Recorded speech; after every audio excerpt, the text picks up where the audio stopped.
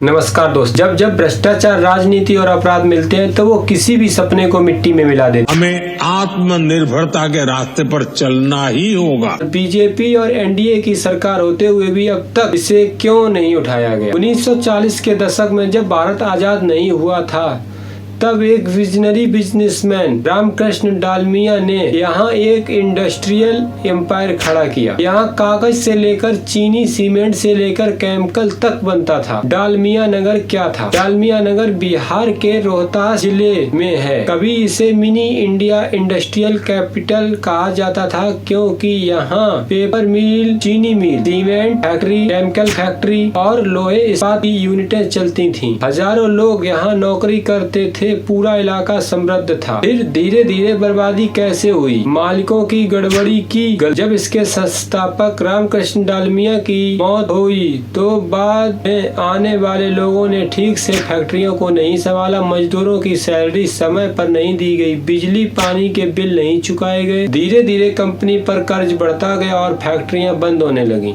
Number 2, कानून व्यवस्था की खराबी। उस समय बिहार में अपहरण, डकैती और अपराध बहुत बढ़ गया था। फैक्ट्रियों के मालिक डर के कारण यहाँ से भाग गए। मजदूरों और यूनियनों में झगड़े बढ़ने लगे। सरकार ने भी कानून व्यवस्था पर ध्यान नहीं दिया। बिजली बिल और सरकारी बकाया। फैक्ट्रियों पर करोड़ों बिजली के बिल बाकी थे। सरकार ने बिजली काट दी। बिना बिजली के फैक्ट्री चल नहीं सकती थी, इसलिए सब ठप हो गया। सरकारी लापरवाही और राजनीति का खेल। चुनाव के समय हर पार्टी, कांग्रेस, आरजेडी, जेडीयू आदि ने वादा किया कि डालमिया नगर को फिर से चालू कराएंगे, लेकिन कोई भी सरकार ने सच में कदम नहीं उठाया। कुछ जगह रेल या सरकार ने जमीन ले ली और अब तक कुछ नहीं बनाया। यानी राजनीति में इस जगह का इस्तेमाल सिर्फ वोट के लिए हुआ है और होता रहा है। पुरानी मशीनें और नई टेक्नोलॉजी की कमी। फैक्ट्रियों की मशीनें बहुत पुरानी थी, नई टेक्नोलॉजी और निवेश नहीं आया। जब देश में नई नई कंपनियां आई, डालमिया नगर पीछे छूट गया। क्या ये सब कांग्रेस या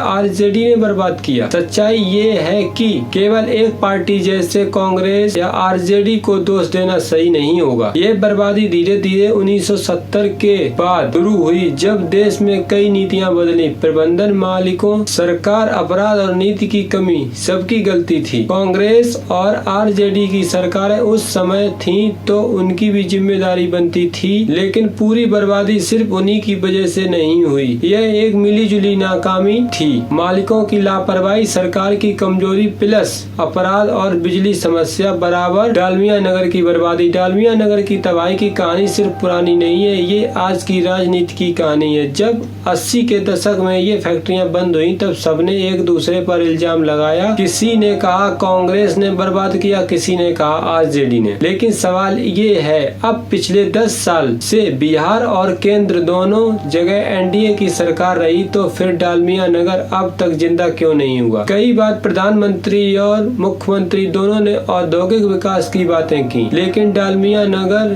जैसे इलाकों की तरफ किसी ने पलट कर तक नहीं देखा। हर चुनाव में विकास का नारा गूंजता है, लेकिन जमीन पर बस खंडर खड़े हैं। क्या डालमिया नगर एक चुनावी जुमला बन चुका है? वो बच्चे जिनके बुजुर्ग कभी डालमिया मिल में काम करते थे, आज उन्हीं फैक्ट्रियों के खंडरों में क्रिकेट खेलते हैं और सोचते हैं अगर नेताओं के वादे पूरे होते तो शायद हमारे घर में भी उजाला होता।